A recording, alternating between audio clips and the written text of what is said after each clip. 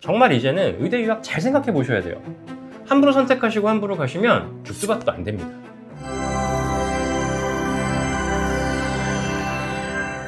안녕하세요, MSK입니다. 여러분, 의사 국가고시, 그 중에서도 의사 예비 시험이 갈수록 어려워지고 있습니다. 오늘은 제가 요 얘기 조금 전달을 해드리려고 합니다. 제가 간단하게 의사 예비 시험, 특히 실기가 어떻게 구성이 되어 있는지 좀 설명을 드려야 되는데요.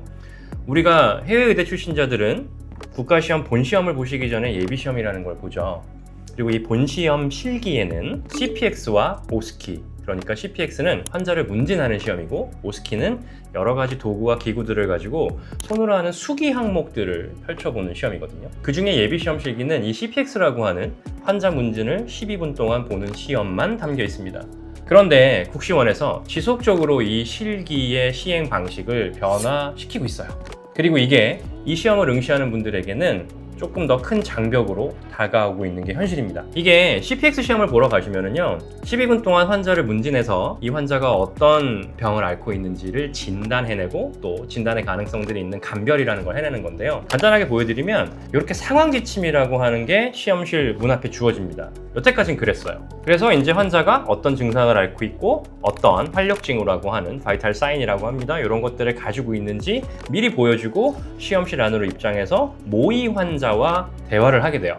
그런데 여기 지금 보시면 국시원에서 예고한 이 시행 방법의 변화입니다. 여기에 이제 뭐라고 되어 있냐면 여러분들이 이제 더 이상 문 앞에서 이런 상황 지침을 받으실 수가 없어요. 그리고 이제 안에 들어가시면 환자와 바로 진료를 시작하셔야 되는데 더 큰 변화는 이 환자가 어떤 증상을 호소하면서 병원에 내원을 했는지에 대해서는 알려주지 않아요.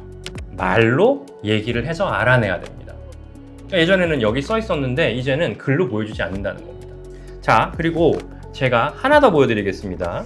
이게 올해 2026년 4월 29일에 예견된 시행 변화에 대한 예고예요. 여기 보시면 합격선을 결정하는 게 현행, 그러니까 지금까지는 총점의 60% 이상 득점한 자로 한정했어요. 그러니까 이걸 수치화해서 60점만 넘으면 합격시켜주겠다. 그렇지만 28년부터 개선된 합격선에는 합격선 심의위원회에서 결정된 합격 점수 이상을 득점한 자로 한다라고 되어 있습니다. 이 얘기는 뭐예요? 조금 더 시험의 채점이 까다로워질 수 있고 어떻게 보면 조금 이런 채점자들의 주관적 의견들이 섞일 수 있다는 겁니다. 그런데 그 주관적인 거라는 거를 너무 불공평하다고 생각하실 필요는 없는 게 어쨌든 이게 한국에서 오랫동안 환자를 보아온 임상 교수님들이 보통 예비시험은 채점을 하시니까 그분들이 보시기에 환자 진료를 잘 하는구나 하는 것들을 좀 먼저 더 많이 보겠다라는 겁니다.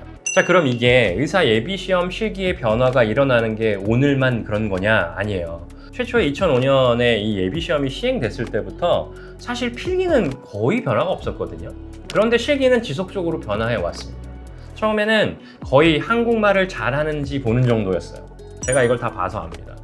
그리고 그 다음에는 국가시험 실기 항목에서 몇 가지를 따와서 예비시험에 넣어놓고 시행을 했었고, 그러고 나더니 쭉 이 항목들을 늘려서 국가시험 본시험과 동일한 정도까지 확장을 했고요. 지금에는 말씀드린 것처럼 이런 방식들을 지속적으로 변화시키고 있는 겁니다. 그럼 여기서 의문이 드실 거예요. 이걸 도대체 왜 그러고 있느냐? 두 가지 측면을 생각해 보실 수 있어요. 첫 번째, 사실 필기를 뭔가 어렵게 만드는 일은 굉장히 많은 리소스가 투입돼야 되고 쉽지 않은 일입니다. 그렇지만 실기는 기준을 높이는 게 굉장히 간단해요. 그러니까 점점 더 응시자들이 많아질수록 어느 정도 시험도 진화를 해야 되고 장벽이 높아져야 되는 건 당연한 거거든요. 그렇기 때문에 이런 부분을 매만질 수 있는 게 실기라는 거예요. 자, 두 번째는 뭐냐면 사실 이게 더 중요한 이유일 수도 있는데 한국의 의료시장은 해외 의료시장들과 비교해서 굉장히 큰 특수성을 갖고 있어요. 한국의 레지던트, 그러니까 수련의들이죠. 대학병원에서 수련을 받는 의사들은 사실은 말은 수련이지만 대학병원에서 실제 첫날부터 어느 정도의 인력으로서 병원 운영에 참여할 수 있는 실제적인 의료 인력이어야 된다는 거예요. 뒤집어 얘기하면 해외는 수련의 생활을 하다 보면요, 배우는 게 많지만 한국에서는 정말 뭔가 체계적으로 가르쳐놓은 것보다 혼자의 능력을 가지고 실제 환자를 진료할 수 있어야 되고 그런 와중에 또 사고도 없어야 돼요.